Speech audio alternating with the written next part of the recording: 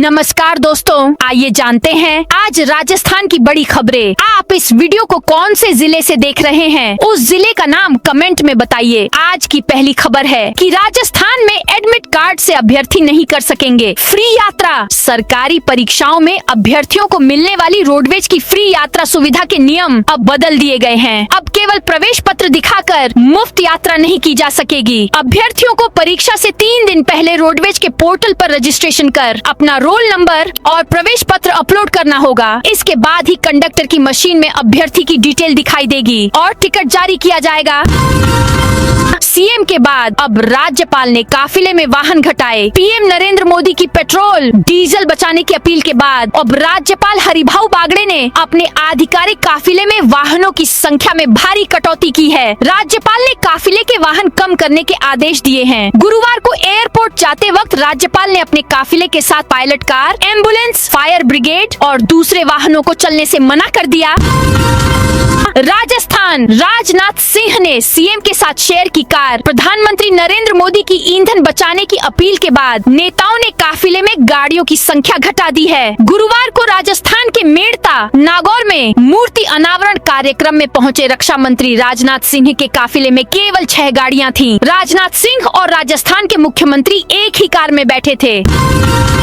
गर्मी का red alert, Jaisalmer देश में सबसे गर्म। राजस्थान इन दिनों भीषण गर्मी और लू की चपेट में है। लगातार चौथे दिन देश की सबसे गर्म जगह राजस्थान में रही। जैसलमेर इस लिस्ट में 46.1 डिग्री के साथ सबसे ऊपर था। इससे पहले 3 दिन बाड़मेर सबसे गर्म शहर था। मौसम केंद्र जयपुर ने गर्मी को लेकर 4 जिलों में रेड अलर्ट जारी किया। केंद्र ने 13 जिलों में लू की चेतावनी भी जारी की है।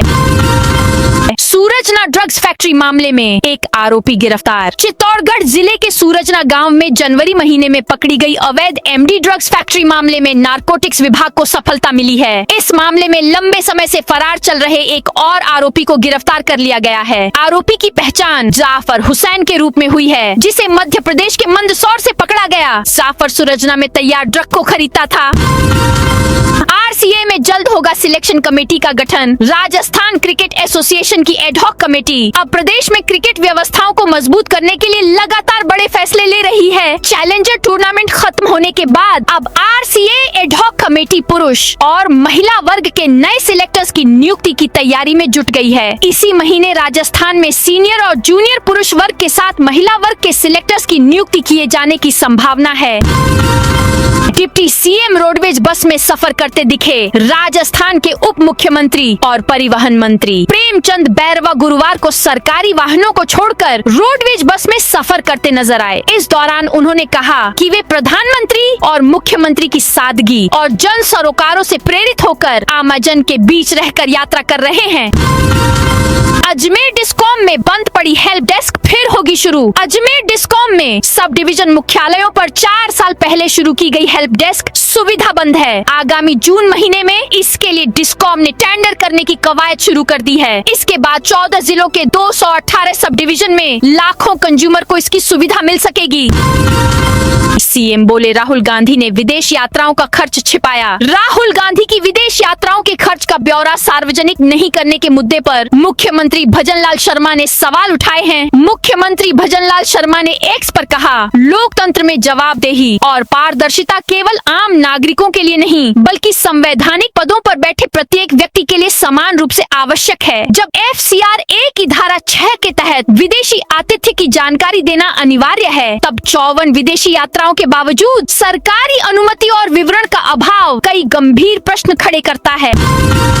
ऑनलाइन जनगणना में जयपुर और सीकर सबसे आगे। पहली बार शुरू की गई ऑनलाइन जनगणना में अब तक राजस्थान के 10% से कम परिवारों ने ही ब्यौरा भरा है। 13 दिन में सिर्फ 10.21 लाख परिवारों ने ब्यौरा भरा है। बता दें कि 2011 की जनगणना के वक्त राजस्थान में 1.26 करोड़ परिवार थे। इनकी संख्या अब और और बढ़ गई है। जनगणना की वेबसाइट पर ऑनलाइन ब्यौरा भरने की 15 मई आखिरी तारीख है। इसके बाद पोर्टल पर लिंक बंद हो जाएगा।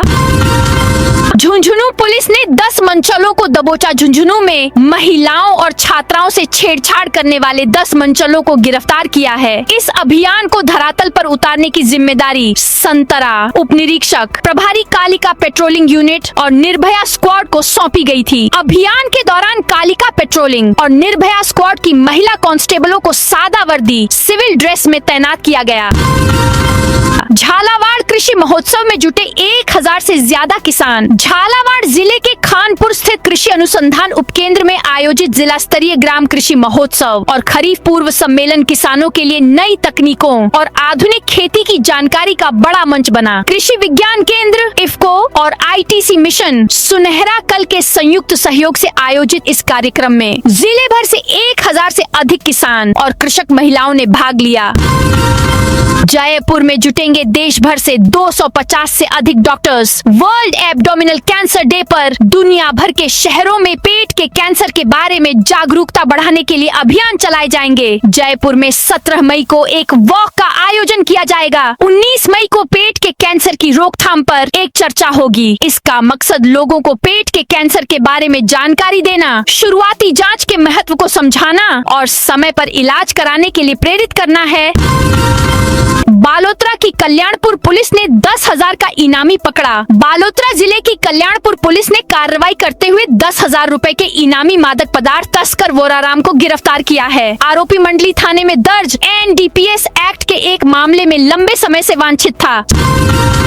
सवाई माधोपुर मेडिकल कॉलेज में होमगार्ड की तैनाती अटकी। सवाई माधोपुर मेडिकल कॉलेज प्रशासन की ओर से कई बार अवगत कराने के बाद भी होमगार्ड की तैनाती नहीं हो सकी है। इसके चलते कॉलेज में पढ़ने वाले छात्र छात्राओं की सुरक्षा व्यवस्था पर भी सवाल खड़े हो रहे हैं।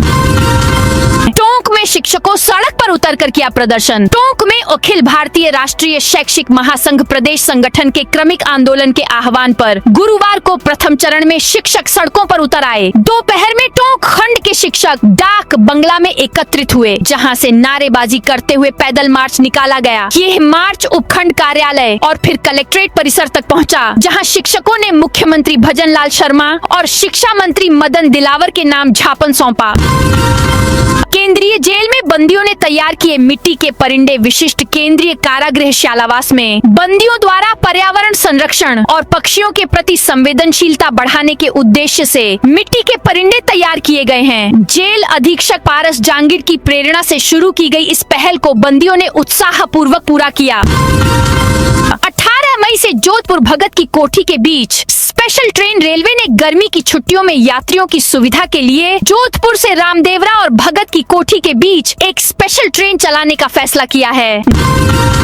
नीट पेपर लीक का आरोपी बोला, बड़े लोगों को बचाया जा रहा। नीट 2026 पेपर लीक मामले के चारों आरोपियों को CBI टीम दिल्ली ले गई। दिल्ली स्थित मुख्यालय पर चारों को आमने सामने बैठाकर पूछताछ की जाएगी। इनमें जयपुर से पकड़े गए दोनों भाई दिनेश और मांगीलाल का बेटा विकास और हरियाणा का यश यादव शामिल है। बाराम जिला अस्पताल में हेपेटाइटिस बी का निःशुल्क टीकाकरण। बाराम में राष्ट्रीय वायरल हेपेटाइटिस नियंत्रण कार्यक्रम के तहत SRM राजकीय जिला अस्पताल में हाई रिस्क ग्रुप HRG के सदस्यों को हेपेटाइटिस बी का निःशुल्क टीका लगाया जाएगा। इस संबंध में प्रमुख चिकित्सा अधिकारी नरेंद्र मेघवाल की अध्यक्षता में जिला अस्पताल में एक बैठक आयोजित की गई। नैनवा में शिक्षकों का उपखंड कार्यालय पर प्रदर्शन। बूंदी के नैनवा में अखिल भारतीय राष्ट्रीय शैक्षिक महासंघ राजस्थान के प्रदेश व्यापी आह्वान पर शिक्षकों ने प्रदर्शन किया। गुरुवार को नैनवा अध्यक्ष पंकज जैन और मंत्री देवराज गुर्जर के नेतृत्व में उपखंड अधिकारी कार्यालय के बाहर मुख्यमंत्री व शिक्षा मंत्री के नाम SDM को ज्ञापन सौंपा गया। यह प्रदर्शन शिक्षा व्यवस्था को बचाने और अधिकारियों के कथित भेदभावपूर्ण रवैये के विरोध में किया गया। नीट पेपर लीक के विरोध में कांग्रेस का प्रदर्शन। ब्यावर में जिला कांग्रेस कमेटी के नेतृत्व में गुरुवार को नीट 2026 परीक्षा के पेपर लीक और इसे रद्द करने के विरोध में प्रदर्शन किया गया। जय नारायण व्यास यूनिवर्सिटी में भूख हड़ताल पर बुजुर्ग पेंशनर्स। जय नारायण व्यास विश्वविद्यालय में पेंशनर्स का धरना आज 25वें दिन भी जारी रहा। इसी के साथ आज सुबह 11 बजे से शाम 5 बजे तक 12 पेंशनर्स द्वारा भूख हड़ताल की जा रही है। धौलपुर में आंधी से 567 पोल गिरे, बिजली व्यवस्था चरमराई। धौलपुर में 12 मई को आई तेज आंधी और तूफान ने बाड़ी खंड क्षेत्र में बिजली व्यवस्था को बुरी तरह प्रभावित किया। बाड़ी, बसेड़ी, सैंपऊ और सरमथुरा क्षेत्रों में विद्युत आपूर्ति बाधित हो गई। श्रीगंगानगर में ई कॉमर्स कंपनी के साथ लाखों की ठगी। श्रीगंगानगर में ई कॉमर्स कंपनी अमेजन के साथ लाखों रुपए की ठगी का मामला सामने आया है। शहर में सक्रिय एक गैंग ने फर्जी ग्राहक अकाउंट बनाकर स्मार्टफोन, टैबलेट और ईयरबड्स जैसे महंगे प्रोडक्ट ऑर्डर किए। सामान की डिलीवरी लेने के बाद आरोपियों ने खाली पैकेट मिलने या डिलीवरी नहीं होने का झूठा दावा कर कंपनी से रिफंड करवा लिया। मामला सदर थाना क्षेत्र का है। तो दोस्तों, यह थी आज राजस्थान की बड़ी खबरें। आप इस वीडियो को कौन से जिले से देख रहे हैं, उस जिले का नाम जरूर बताइए।